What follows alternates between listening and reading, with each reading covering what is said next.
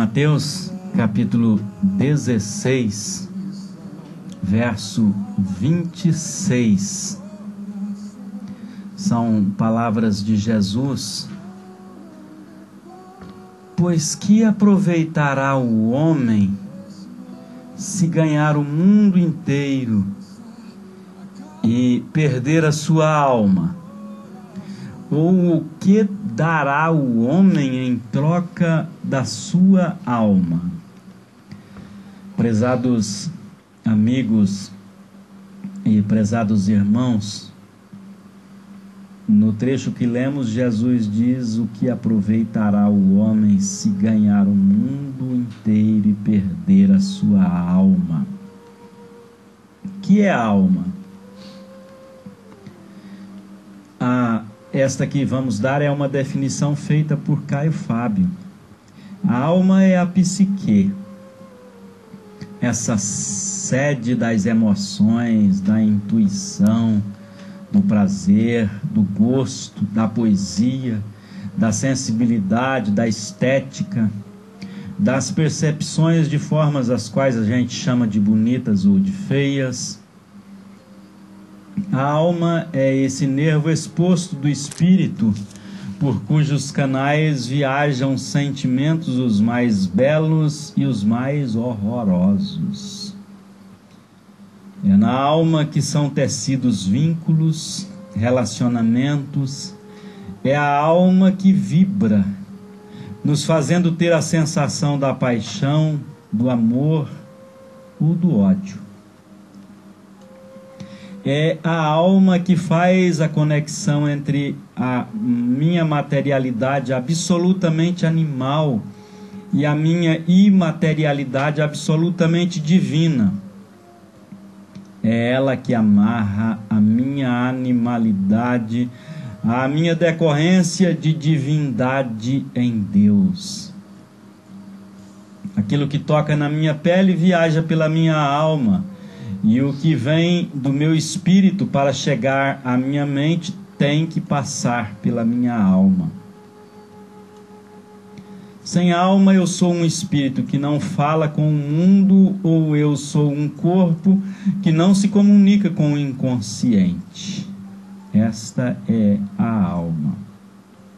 Pois bem, definida a alma, vamos pensar no que Jesus disse a respeito dela. Ele falou: tome cuidado, porque no processo de ganhar o mundo inteiro, você pode perder a sua alma. Como é que eu perco a minha alma? Há duas formas possíveis. A primeira perda não é necessariamente definitiva, pode ser revertida. Esta perda acontece assim: no processo de ganhar o mundo, é possível que alguém se torne tão embrutecido, tão insensível, tão pedrado, que não tenha mais condição de crer, de caminhar, de sonhar grandes sonhos, de viver grandes emoções. Ele ou ela está tão enfronhado no afã de ganhar o mundo, seja das posses, seja dos prazeres, seja da fama artística ou política, que se tornou um ser desalmado. Experimentou todos os prazeres, mas perdeu a alma. Conquistou tudo o que sempre quis, só não descobriu como ser feliz. Perdeu a alma. Se tornou conhecido e admirado, virou celebridade, mas perdeu a alma. Nesse caso, ele ou ela, tendo perdido a alma, precisa reavê-la. É perfeitamente possível, mas muita gente nunca atina sequer com o fato de que perdeu a alma, quanto mais com a necessidade de recobrá-la. Vão indo de derrota em derrota, de fossa em fossa, de queda em queda. Ganharam o mundo, entre aspas, mas perderam a alma. E não se dão conta disso.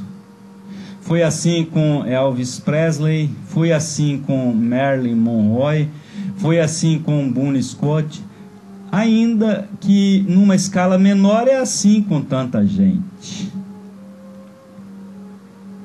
Mas há ainda o outro sentido em que se pode perder a alma. É quando alguém parte deste mundo sem ter sido reconciliado com Deus através da morte sacrificial de Jesus. Após a queda, a raça humana inteira tomou ojeriza de Deus, ficou em inimizade com Ele.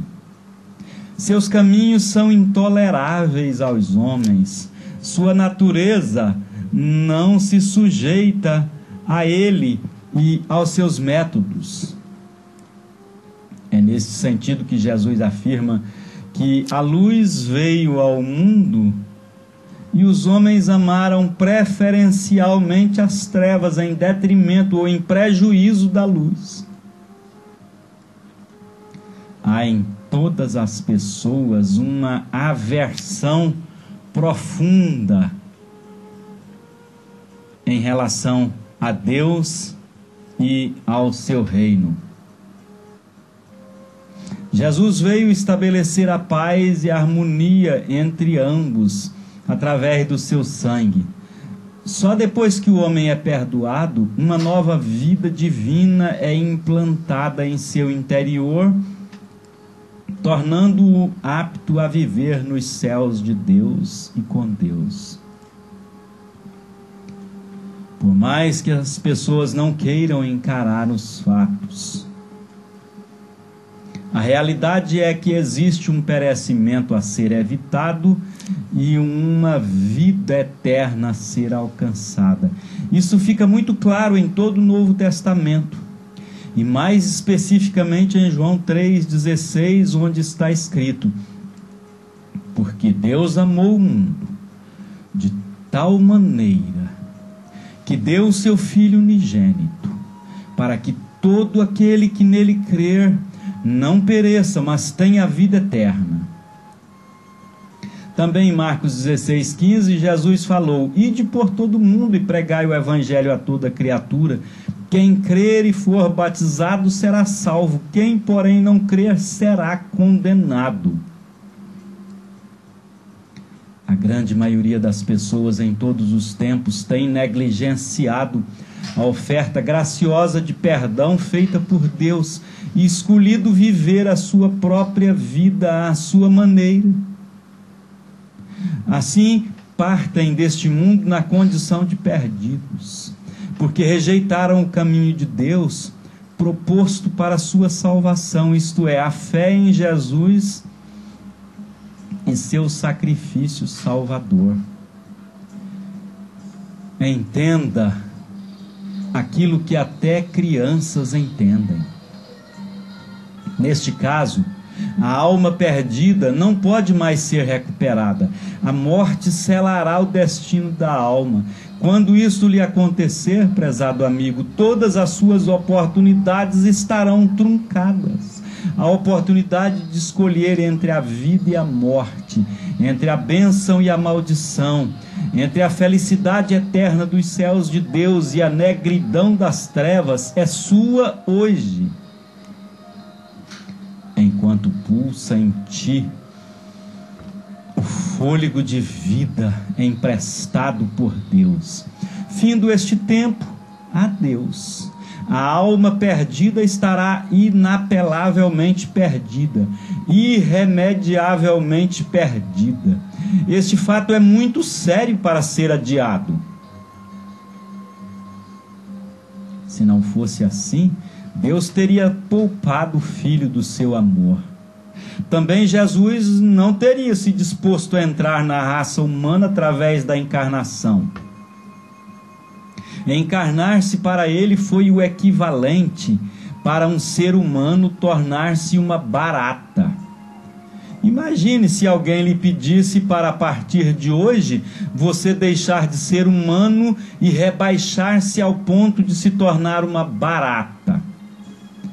Foi isso que significou para Jesus rebaixar-se à condição humana. Além disso, sua vida aqui foi a mais desconfortável e trabalhosa que alguém possa ter, e sua morte a mais humilhante e dolorosa.